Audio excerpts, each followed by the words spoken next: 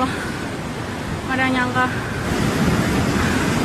Aku baru dari rumah evakuasi keluarga, yang udah gak bisa lewat sama sekali. Awal tahun 2026 dibuka dengan bencana yang menyelimuti sejumlah wilayah di Pulau Sumatera, Indonesia.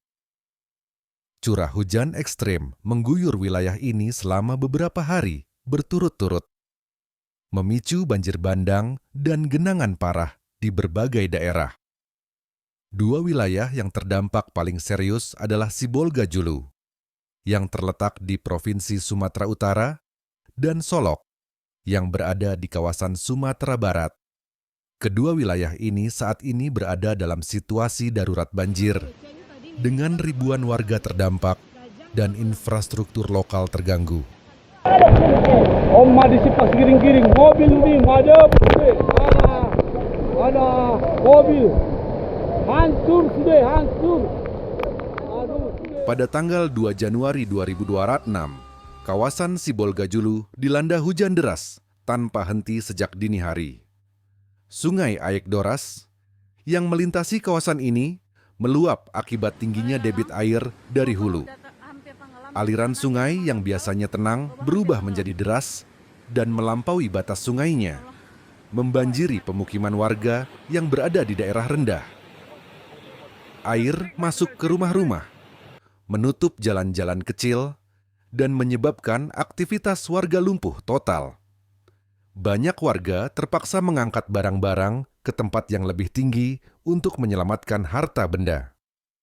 Beberapa keluarga dengan anak kecil dan orang tua lanjut usia memilih untuk sementara waktu mengungsi ke rumah tetangga yang lebih aman atau ke masjid terdekat. Pemerintah daerah melalui petugas BPBD memberikan peringatan agar warga waspada terhadap potensi banjir susulan, serta menghindari area sekitar sungai karena arus air yang deras dan tidak stabil. Hingga saat laporan ini disusun, belum ada laporan korban jiwa. Namun, banyak rumah mengalami kerusakan ringan hingga sedang, dan beberapa akses jalan utama sempat tertutup air. Pihak berwenang terus memantau situasi dengan drone dan patroli darat untuk memastikan keselamatan warga serta menyiapkan titik-titik evakuasi bila diperlukan. Suasana di Sibolga Julu kini penuh kehati-hatian. Masyarakat saling mengingatkan satu sama lain dan gotong royong kembali menjadi semangat utama dalam menghadapi masa-masa sulit ini. Aduh Tuhan. Ini. Berbeda dengan Sibolga Julu yang baru terkena dampak di awal tahun, wilayah Solok telah mengalami bencana banjir sejak akhir November 2025. Curah hujan tinggi yang terus terjadi menyebabkan air sungai meluap dan merendam puluhan kelurahan dan nagari, termasuk nagari Saniang Baka yang terdampak paling parah. Banjir di Solok bukan hanya membawa air, tetapi juga material lumpur, batu dan batang kayu dari hutan sekitar yang terbawa arus dan menyumbat saluran air. Ribuan warga terdampak langsung oleh banjir ini. Tercatat lebih dari 9.000 jiwa terkena dampaknya, dengan sekitar 2.800 orang harus mengungsi ke tempat yang lebih aman. Rumah-rumah warga rusak, sebagian hanyut atau roboh.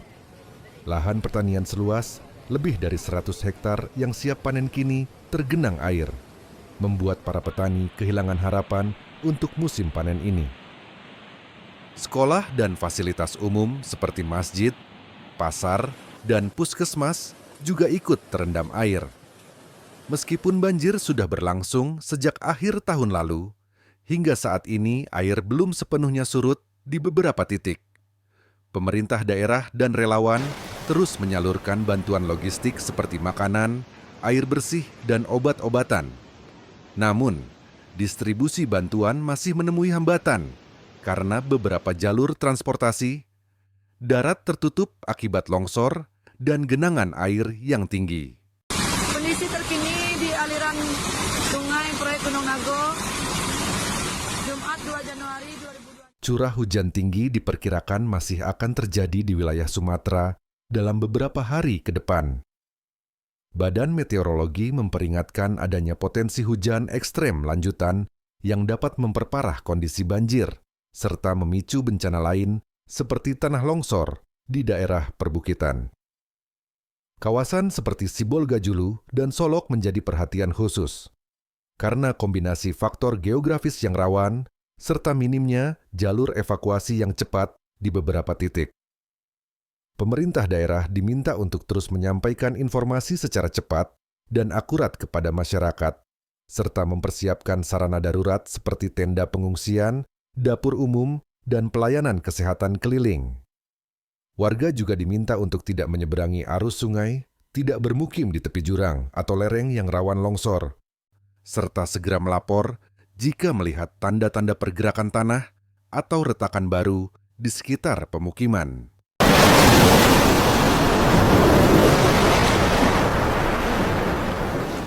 Meski berada dalam situasi krisis, masyarakat di kedua wilayah tetap menunjukkan semangat gotong royong dan ketabahan luar biasa. Banyak warga membantu tetangga mereka yang lebih rentan, saling berbagi makanan dan tempat tinggal.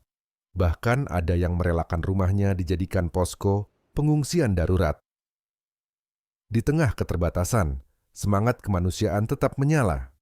Tahun baru kali ini memang tidak diiringi pesta kembang api, tetapi justru dibuka dengan ujian kebersamaan dan kepedulian sosial. Bencana ini menjadi pengingat bagi kita semua bahwa kekuatan terbesar Indonesia bukan hanya terletak pada infrastruktur, tapi pada jiwa masyarakatnya yang saling menguatkan saat badai datang.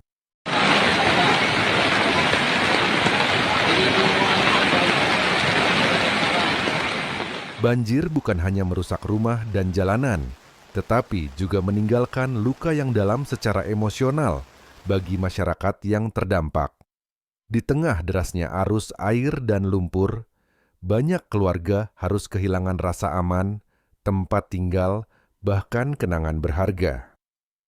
Anak-anak kecil menjadi saksi atas ketegangan dan kekhawatiran orang tua mereka. Sementara para lansia yang tinggal sendiri kerap merasa panik dan tidak tahu harus berlindung kemana. Banyak warga mengaku masih trauma dengan suara hujan deras di malam hari. Ada yang sulit tidur, selalu waspada setiap kali terdengar gemuruh air dari selokan atau sungai. Bagi sebagian besar masyarakat pedesaan yang tidak terbiasa mengungsi, kehilangan kontrol atas lingkungan mereka menimbulkan rasa tidak berdaya. Namun di balik rasa takut dan lelah itu, tercipta juga ikatan sosial yang lebih kuat. Ketika warga saling menenangkan, mendampingi satu sama lain di tengah kegelapan malam tanpa listrik, dan menyanyikan lagu doa bersama di tenda pengungsian seadanya.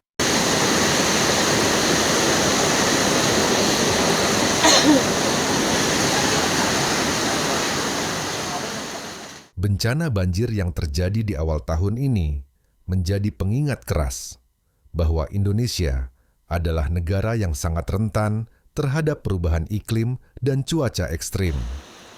Pola hujan yang tidak menentu, degradasi hutan, serta pembangunan yang kurang memperhatikan tata kelola lingkungan memperparah potensi bencana alam di masa depan.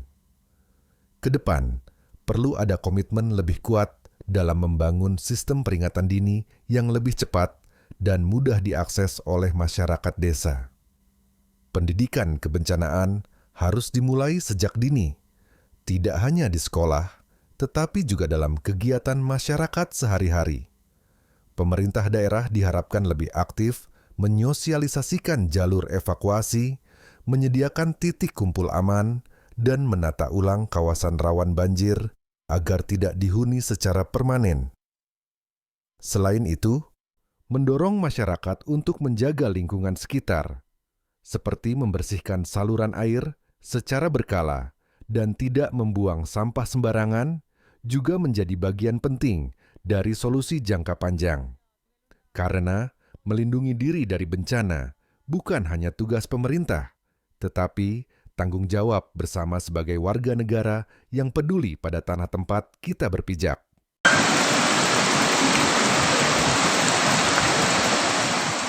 Banjir besar yang melanda Sibolga Julu dan Solok adalah bagian dari rangkaian bencana alam yang tengah menguji ketahanan Pulau Sumatera.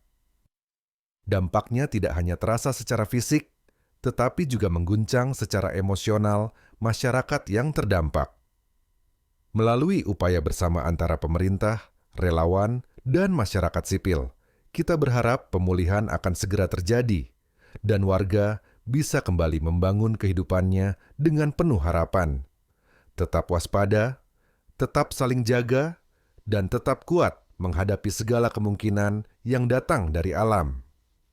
Cuaca mungkin tak bisa kita kendalikan, tapi bagaimana kita saling menjaga, itulah yang menentukan kekuatan kita sebagai bangsa. Iyo KR.